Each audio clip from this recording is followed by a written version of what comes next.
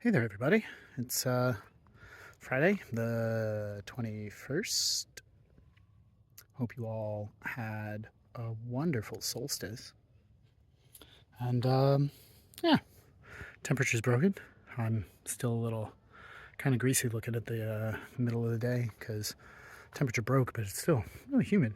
But thought I'd show you guys an update, show you all an update on the neighbor space, and then show you something awesome and something that I have learned. So stick around. What a difference a fresh layer of wood chips makes, huh? Look at that path. It is being sacrificed slightly to some yarrow and a little bit of some other things, but I'll show you that in just a moment. I have what I believe are remnants of the golden raspberry, the yellow raspberry Ann over here, and we will be able to confirm that for certain in the very near future. But this is roughly the area it was in, and believe it or not, I spent enough time looking at these that the thorn pattern looks similar. And when I say that, I mean I'm comparing it to some of the red raspberries that we have, which you can see have a much more random and a little bit denser thorn pattern than those other ones that we just saw. But as we move on down the line, some of our blackcap raspberries are setting fruit and growing stronger. It looks like this top has definitely died back, and we're just going to ignore that for now. We'll leave it. It's fine. The Apios americana, the American groundnut, is coming up and filling out the top of this trellis beautifully, and I think that that's fantastic. There's another little bit growing right up this stalk of grass, and what I think I'm going to do is just when the main stem right here, oh, get it on camera, Eric, this little main stem right here, when this growth tip starts reaching out, I'm just going to push it over and let it interact with the trellis some more, and that'll fill out the middle. And then we have another little vine creeping up this edge too, so it'll be fantastic. They'll probably get up into this section here and start filling this out. And Pseudo is adroitly protecting all of our berry plants from those horrible, nasty chipmunks. At least that's how he sees them. I don't mind them so much. I mean, I do wish they'd leave me some more fruit than they do, but our blackberries are doing great. We're going to get a whole bunch of fruit off of these bad Larrys in the very near future. And you can see another Apios americana reaching to climb these, but it's also kind of spreading over here to the yarrow, so I didn't really want to disturb it or tear it up or unearth it in any way or really bury it. They can be kind of delicate, so you know, we'll live and let live. Some more amazing fruits getting ready and building. I'm hoping for a little bit more rain, actually, believe it or not, this season. Hopefully this weekend we'll get a little bit more, and this can push the fruit development further. Daylilies are getting ready to explode. But let's go take a look at the point of this video. We're making our way down, but check out the uphill food forest in growth. We can pop in here if there's interest. Let me know down in the comments if you'd like to take a deeper dive. Okay, here we are. Look, yellow flowers. I do have them. They're just later in the season. But,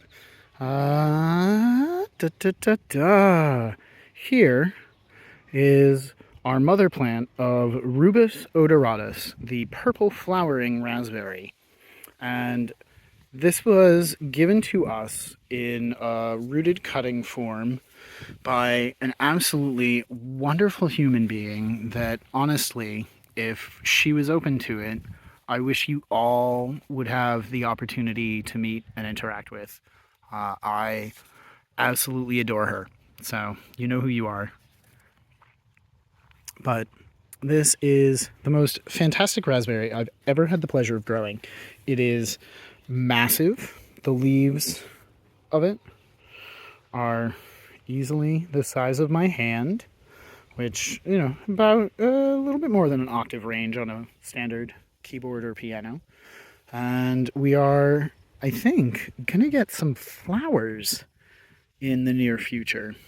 And so I'll definitely update when we get a better grip on just how deeply this is going to flower. But these aren't the only clusters. I have a few more over here and a few more over here. And the wind is picking up, so I'm going to try really hard to keep the sound okay for you all. We have some more flowers coming up over here and peeking from behind the leaves over there. Look at it. Look. Ah.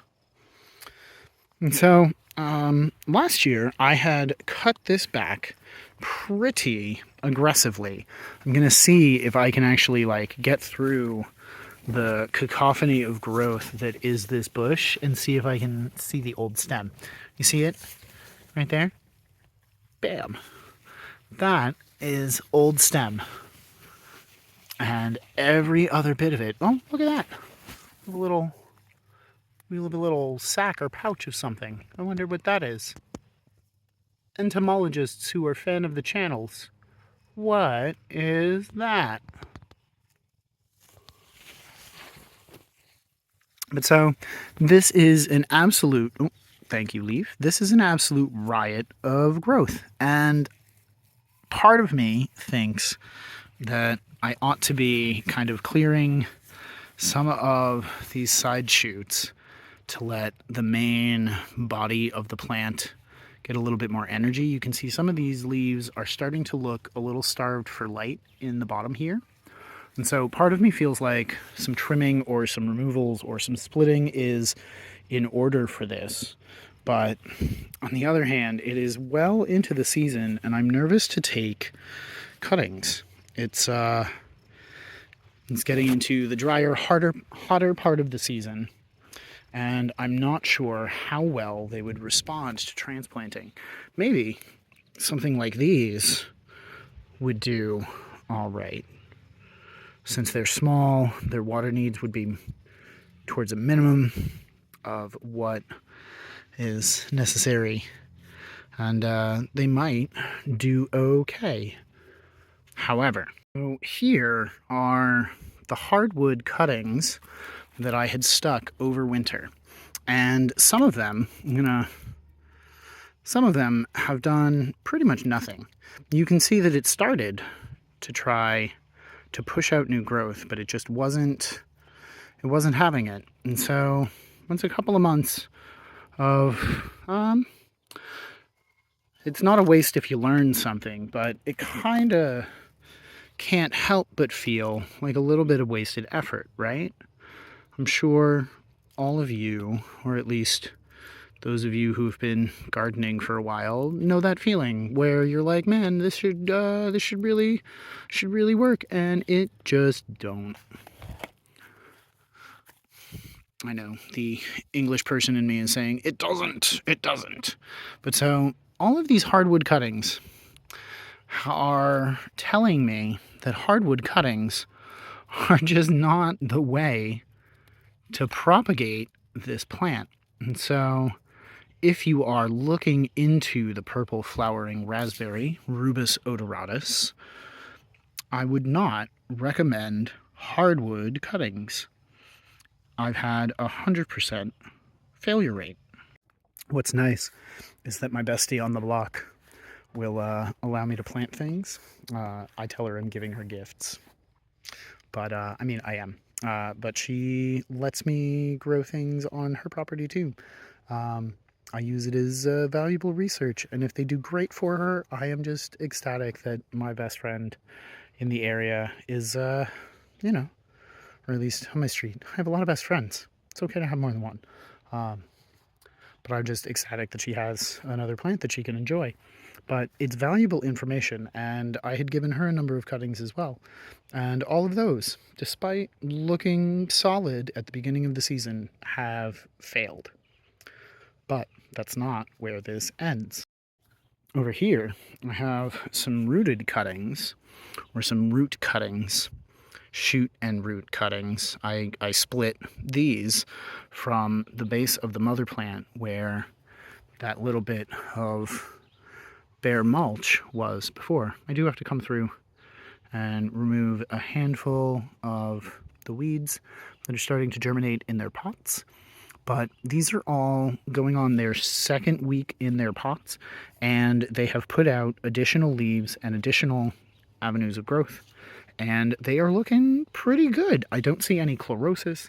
I don't see much evidence of transplant shock. I don't see any wilting or lost leaves. These are particularly happy cuttings.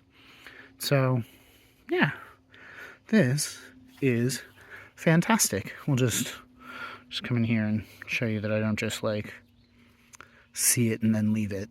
We'll do a little bit. Bam. Bam. The mulch really helps, but sometimes you miss, and they'll develop a little bit more root matter, and they'll pull up a little bit of substrate on you. It's good to keep on top of them. So yeah, I'm very excited about this raspberry, and it seems to really like our space. I'm not sure how much of that is the work that had been done on that area of the soil with regards to all of our mulching and our manuring and our chop and drop practices. I'm sure that ties into how well it responded to a hard cut.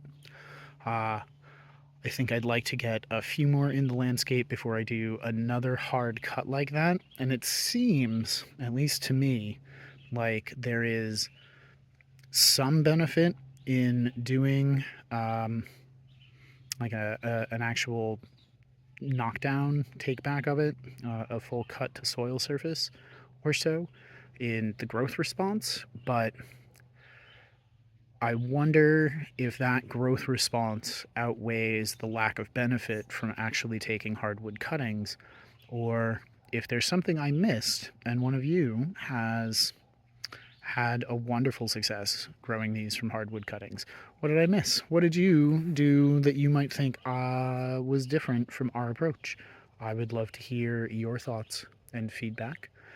I would also kind of love to be over at my neighbor's pool party right now. I am sweating profusely from camera view down. But yeah, so just sharing some notes, something I saw and thought would be interesting for some other folks to come along for. So yeah, thanks for watching. Till next time, happy planting.